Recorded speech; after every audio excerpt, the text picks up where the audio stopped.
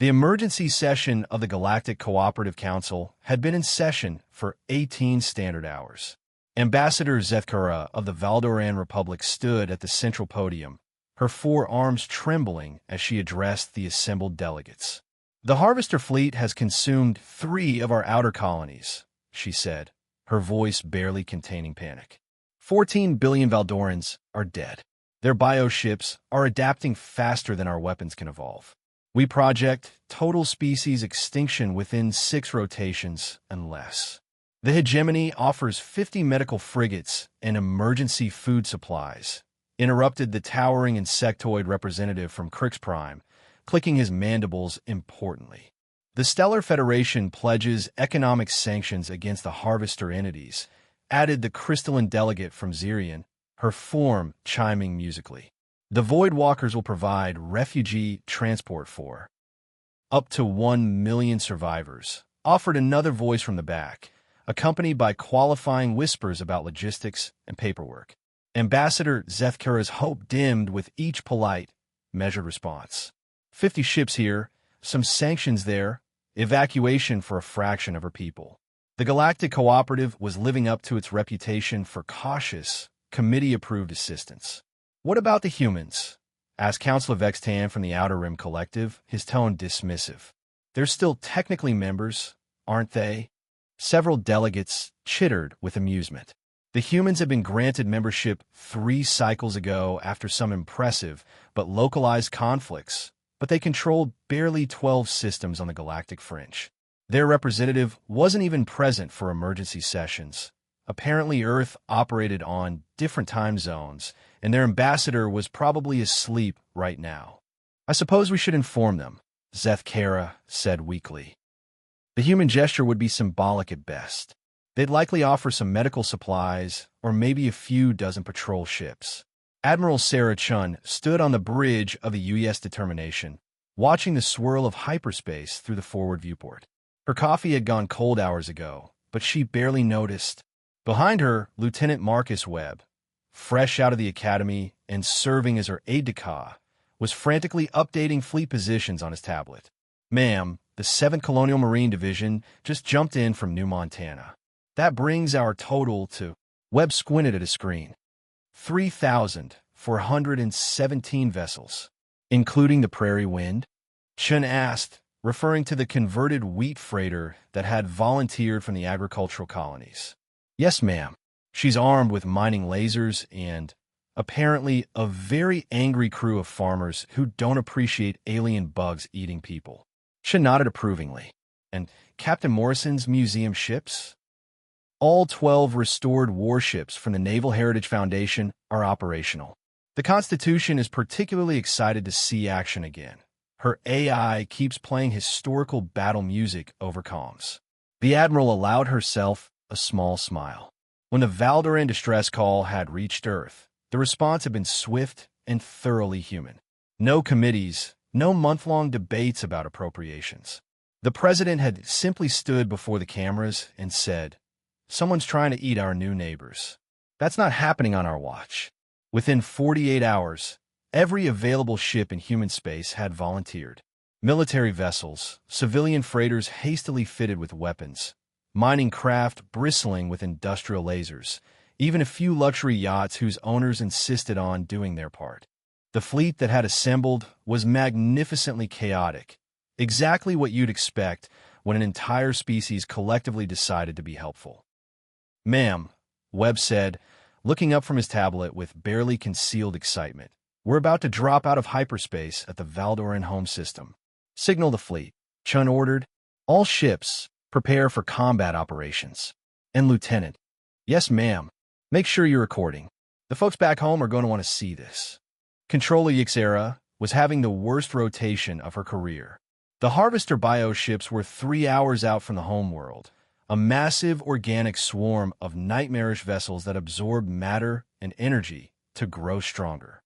The evacuation was proceeding slowly, too slowly.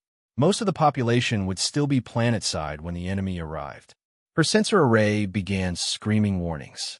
"Control, this is Defense Platform 7, came an urgent transmission.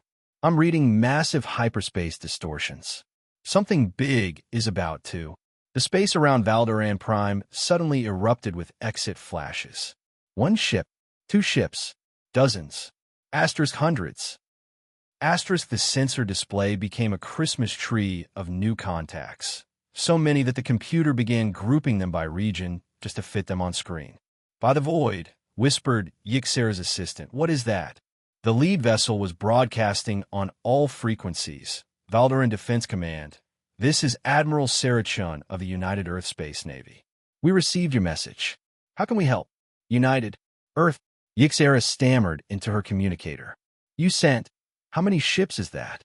Just over 3,000, ma'am. We also brought lunch. 3,000.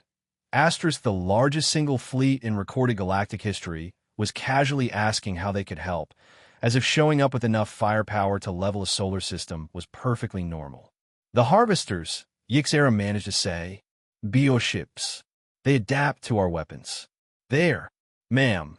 With respect, Admiral Chen's voice was calm, almost conversational. We've dealt with adaptive hostiles before. Could you transmit your weapons test data? We'd like to know what doesn't work before we try things that will. Lieutenant Webb's voice cut across the channel. Admiral, the mining guild ships are requesting permission to crack some skulls. Their words, not mine.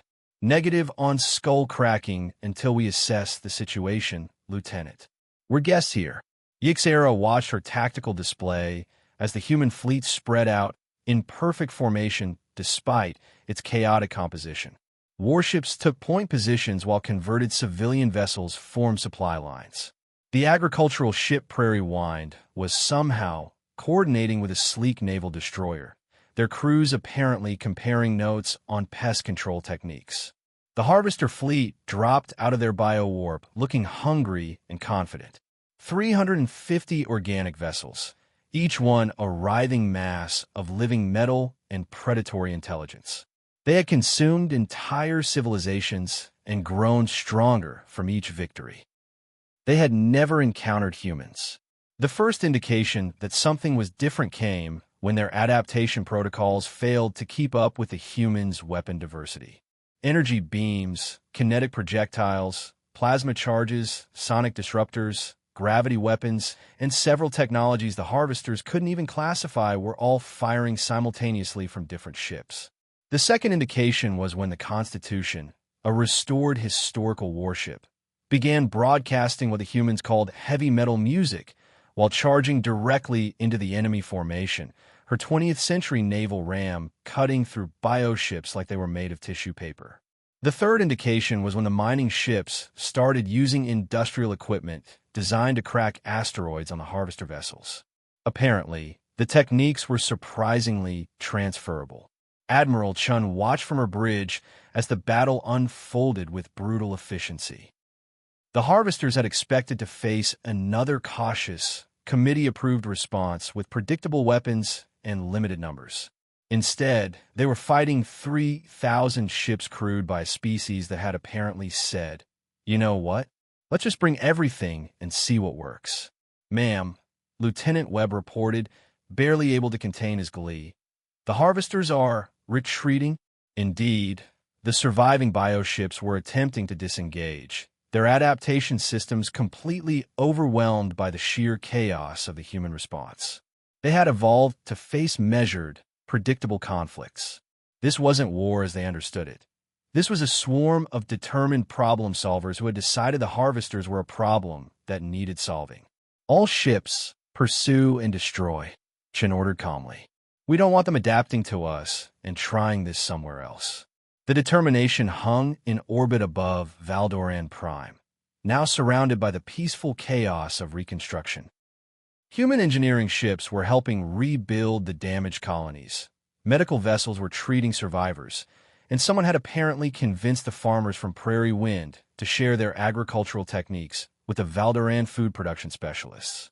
Ambassador Zethkura materialized on Chen's bridge via hologram, all four arms clasped in the Valdoran gesture of profound gratitude.